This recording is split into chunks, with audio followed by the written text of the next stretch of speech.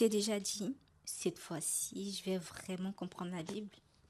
Et puis, tu finis par faire autre chose, genre des vidéos ou défiler aussi TikTok, sur Snap. À vous, c'est pas grave, à vous. On est tous passés par là. Aujourd'hui, on va découvrir ensemble comment lire et comprendre la Bible de façon simple et pratique. Pas de stress, pas de pression, mais beaucoup de trésors à découvrir. Et crois-moi, cette aventure va transformer ta vie. Allez, suis-moi, on commence?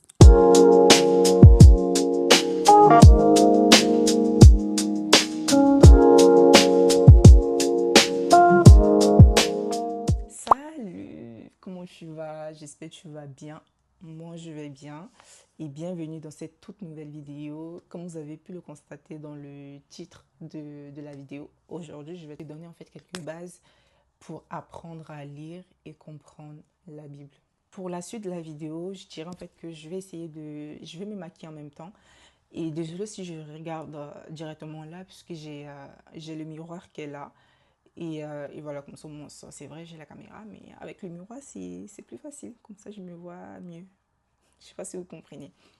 Voilà. Essayer de papoter, essayer de parler en même temps. Comme ça, la vidéo ne sera pas un petit peu ennuyeuse. Ok? Lire la Bible, en fait, c'est hyper important. Je dirais, lire la Bible, c'est vraiment hyper important. Et la première des choses à faire, ce n'est pas vraiment, tu prends la Bible, ta Bible, et tu l'ouvres directement. Non. La première des choses, en fait, à faire, c'est de prier avant de lire la Bible. C'est hyper important, c'est très très important.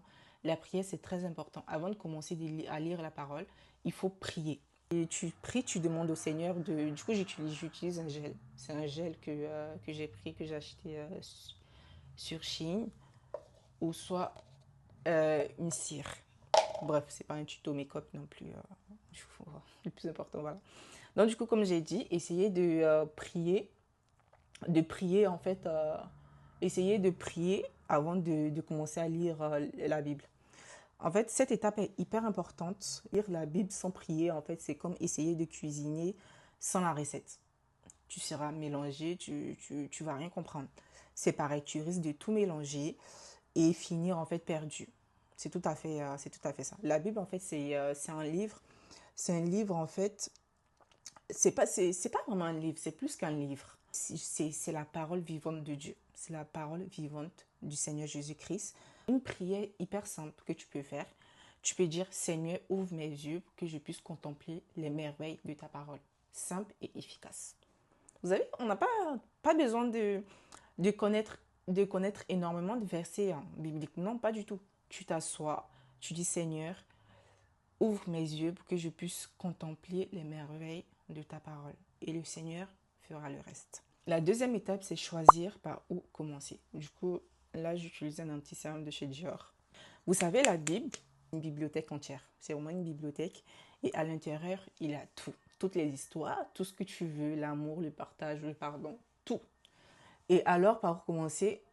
Je te déconseille de commencer par Lévitique. Lévitique parce que, en fait, si tu tombes en fait sur des versets, par exemple, j'en sais rien, mais tu ne mangeras pas de lapin ou de chameau. Tu risques en fait de poser ta Bible et de ne jamais revenir. Voilà. Tu risques de poser ta Bible et de ne jamais revenir. Non, c'est mieux de commencer par un truc beaucoup plus simple que ça.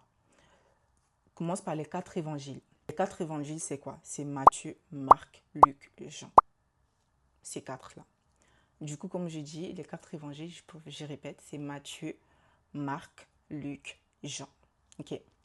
Et c'est parfait. Franchement, c'est hyper bien de commencer par là. Désolée, j'ai mis un petit peu trop, je trouve.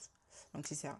Si tu veux en fait découvrir en fait Jésus, si tu veux découvrir en fait son amour, l'amour du Seigneur, de Jésus-Christ, et commence par Jean, par le livre de Jean. Tu commences par le livre de Jean. Ça va en fait te parler directement au cœur en fait. Ça va vraiment te parler directement. Du coup, si tu veux découvrir l'amour du Seigneur, de Jésus-Christ, commence par le livre de Jean. C'est très bien. Si tu veux aussi des conseils, comme j'ai dit, si tu veux des conseils pour ta vie quotidienne, lis le livre de Proverbes. Le livre de Proverbes, en fait, sérieusement, c'est rempli de sagesse pratique que tu peux appliquer en fait dans la vie de tous les jours. coup, je répète un petit peu. Pour commencer, commence par les 4 évangiles. Matthieu, Marc, Luc, Jean. Maintenant, si tu veux découvrir en fait l'amour du Seigneur, l'amour de Jésus-Christ, tu peux commencer par le livre de Jean, ça va te parler directement.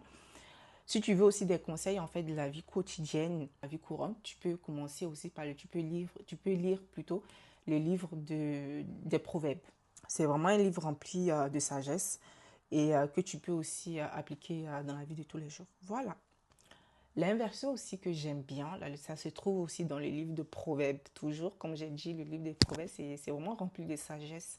Dans le livre de Proverbes, chapitre 13, attends, j'ai noté, chapitre 13, Proverbes chapitre 13, verset 3 qui dit « Celui qui garde sa bouche garde son âme. » Attendez, je répète. « Celui qui garde sa bouche garde son âme. » Ça veut dire quoi? Ça veut dire en gros, réfléchis avant de parler. Ça évite plein de problèmes. Ça t'évite beaucoup de problèmes. Donc, du coup, avant de sortir des mots, quoi que ce soit de ta bouche, réfléchis avant et ça t'évitera beaucoup, beaucoup de problèmes. C'est juste un exemple, comme j'ai dit, dans le livre de Proverbes. Et il y a d'autres, en fait, passages qui sont vraiment bien que tu pourras lire aussi.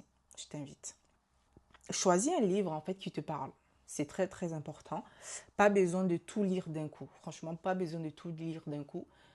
Parmi les 4 évangiles, franchement, choisis un et tu commences par là et tu verras, le Seigneur fera le reste. En fait, le 3e point que je pourrais vous donner, que je pourrais dire pour commencer, c'est de lire petit à petit.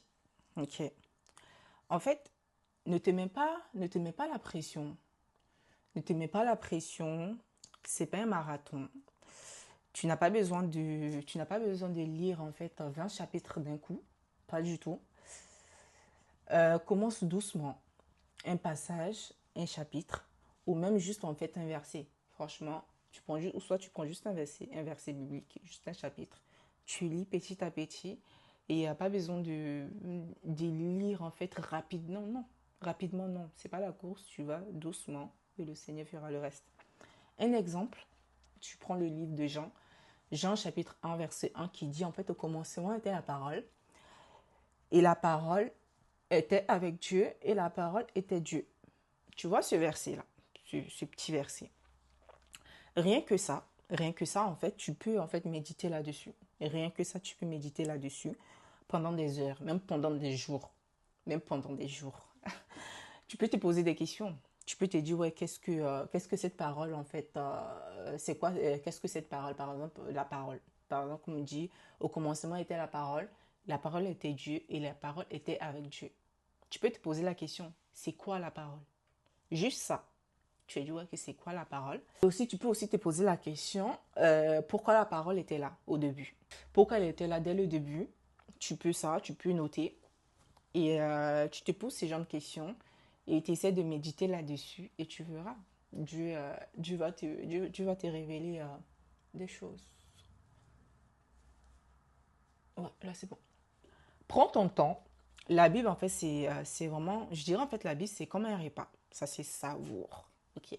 Ça, c'est savoure. Ça, c'est savoure. Chaque bouchée. Tu savoures chaque bouchée. Et pas besoin de manger rapidement et tout. Non. Tu savoures le truc. Tu savoures la nourriture. Ok? C'est ça la parole du Seigneur. Tu prends un petit verset, comme j'ai dit au commencement était la parole. La parole était Dieu et la parole était avec Dieu.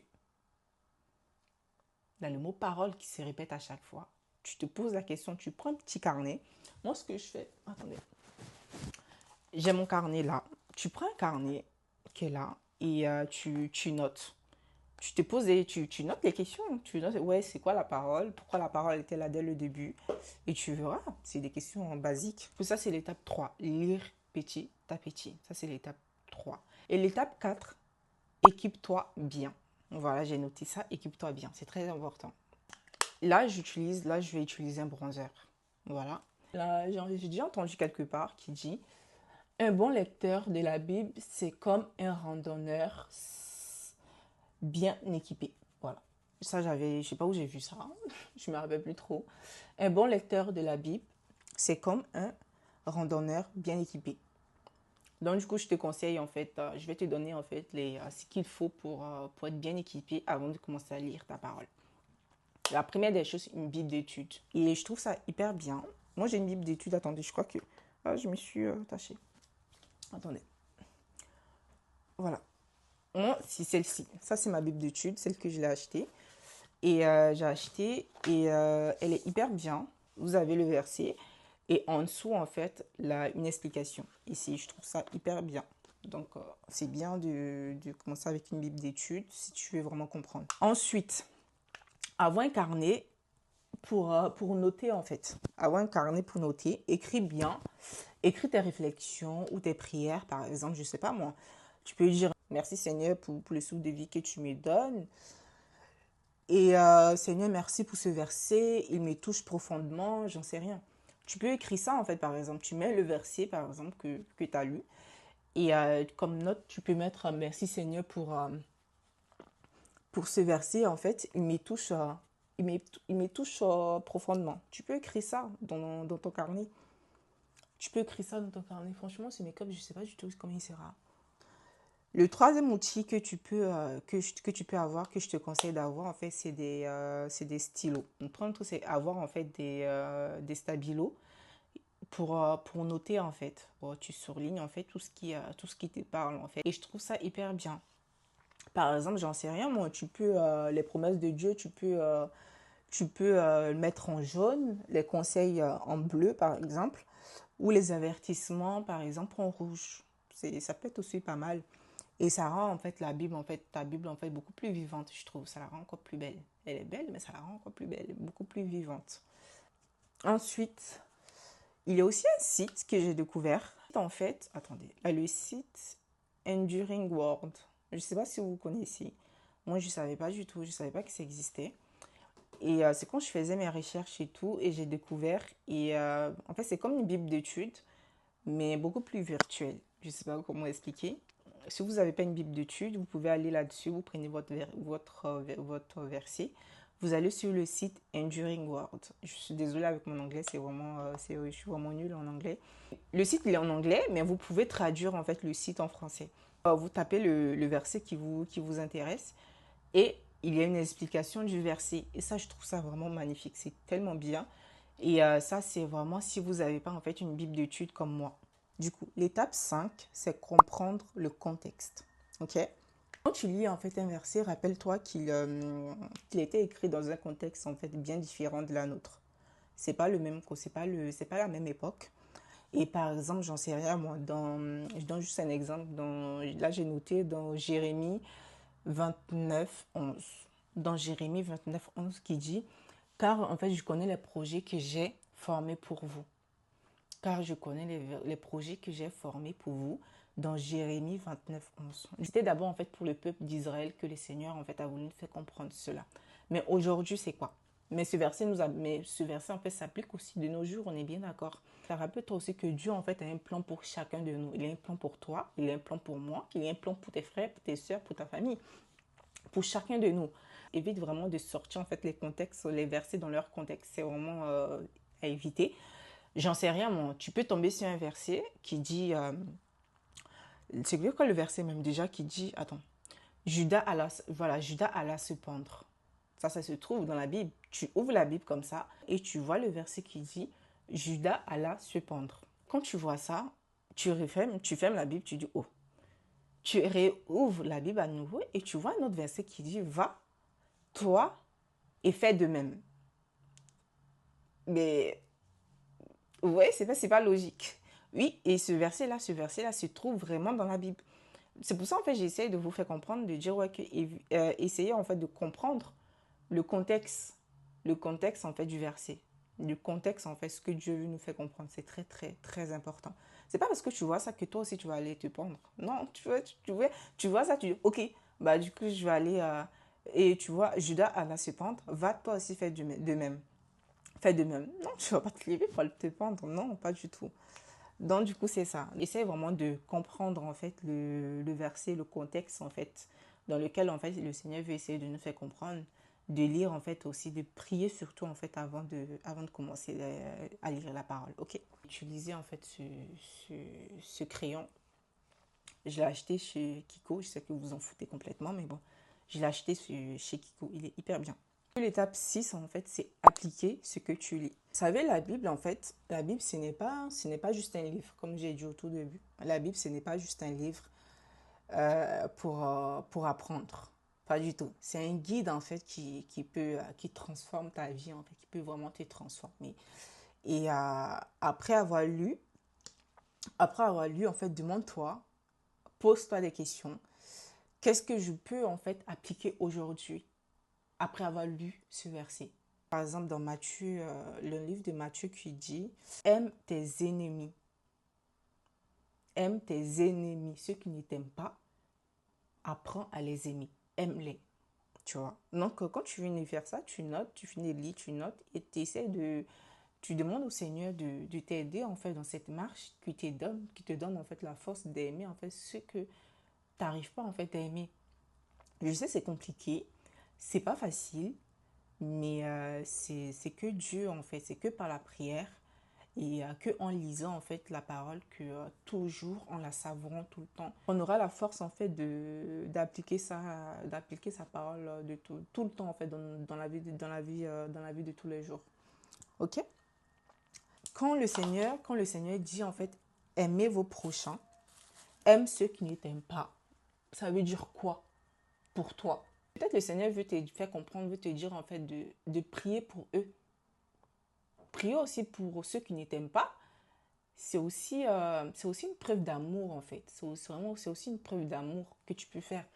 Oui, même si cela peut être vraiment difficile de temps en temps, mais prier pour ceux qui ne t'aiment pas, c'est aussi une preuve d'amour que le Seigneur aussi veut que tu fasses. Du coup, c'est ça. Du coup, pour résumer, la première étape, en fait, comme j'ai dit, en fait, c'est de prier avant de lire, en fait, la parole, avant de lire ta Bible. C'est très, très important. Une prière simple et efficace. Tu peux dire, par exemple, Seigneur, ouvre mes yeux pour que je puisse contempler les merveilles de ta parole. La prière, elle est simple. Le Seigneur n'a pas besoin que tu pries, tu récites des versets ou je ne sais quoi. Non. Ouvre mes yeux pour que je contemple les merveilles de ta parole. Simple et efficace. C'est la première des choses. La deuxième des choses, c'est choisir en fait par où commencer. C'est très très important. Je vais donner l'exemple des 4 évangiles, Matthieu, Marc, Luc, Jean. Si tu veux par exemple découvrir en fait l'amour de Dieu et tout ça, tu peux commencer par le livre de Jean, comme j'ai dit. Et aussi là, le livre de Proverbes aussi qui n'est pas mal. Ça te permet en fait d'appliquer en fait des conseils en fait de la vie courante, de la vie de tous les jours. Le livre de Proverbes, c'est vraiment la sagesse et tout ça. Ensuite, la troisième étape, c'est lire petit à petit. Comme j'ai dit, lire la Bible, c'est vraiment, t'as pas besoin de... La vie, c'est pas une course. Vraiment, la Bible, c'est pas une course. T'as pas besoin de finir la Bible dans je ne sais combien de temps, dans un laps de temps. Ouais, je me donne un défi, je vais finir de lire la Bible et tout au bout d'une semaine. Non. Personne te presse. Savoure en fait chaque verset. Quand tu prends un verset, pose-toi des questions. Qu'est-ce que ce verset a voulu qu'est-ce que ce verset veut m'apprendre en fait? Qu'est-ce que je dois apprendre à travers ce verset? Tu peux décortiquer en fait chaque mot en fait. En faisant ça en fait, ça te permet en fait de méditer aussi la parole du Seigneur et aussi voilà d'être aussi dans sa présence, de le connaître encore plus. Non, désolé, c'est pas la quatrième, c'est la troisième. Du coup, la quatrième étape, c'est bien être équipé. Être équipé, c'est très très important, comme j'ai dit. Tu as besoin d'une bible d'études, des stabilos, une bible d'études pour les bibles, ça te permet en fait d'avoir une explication beaucoup plus concrète en fait de ce que le verset a voulu, de ce que le verset veut nous faire comprendre. Si tu n'as pas une bible d'études, ce n'est pas grave. Tu peux aller sur le livre de Enduring Word, je crois. Oui, c'est ça, Enduring Word, désolé avec mon anglais. Et là-dessus, en fait, tu cliques, c'est un site, il est en anglais comme j'ai dit, mais tu peux le traduire en français. Et là-dessus, tu as l'explication du verset, de chaque verset. Et ça, je trouve ça vraiment hyper bien. Ensuite, équipe-toi des stabilos. Tu prends plusieurs stabilos, plusieurs feutres en fait, de plusieurs couleurs. Et tu essaies de surligner en fait les versets. Par exemple, si un verset, je sais pas, un passage qui te parle de l'amour, l'amour, tu le mets en jaune, j'en sais rien, ou en rose. Et un passage qui te parle en fait des avertissements, des dangers, ce que tu ne dois pas faire, tout ce qui est interdit, tu le mets en rouge. Ça permet en fait à ta Bible en fait d'être beaucoup plus vivante. Et moi j'aime bien, ça permet à la Bible d'être beaucoup plus vivante et ça rajoute un peu de fraîcheur en fait, on peut dire ça.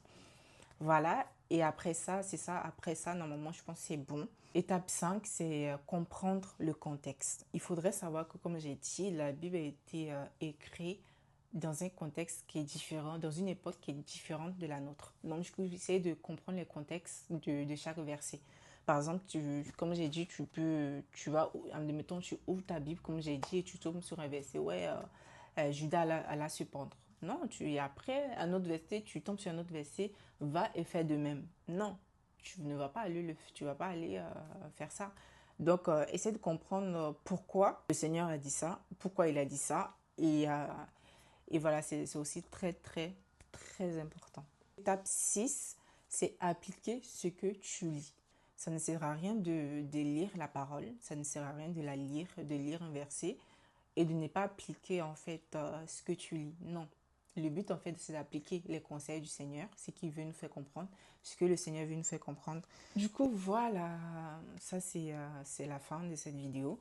Et voilà toutes les clés que j'ai pu te donner pour essayer de lire et comprendre en fait la Bible si tu n'arrives pas à lire en fait la parole du Seigneur. Et j'espère vraiment que cette vidéo t'aura plu.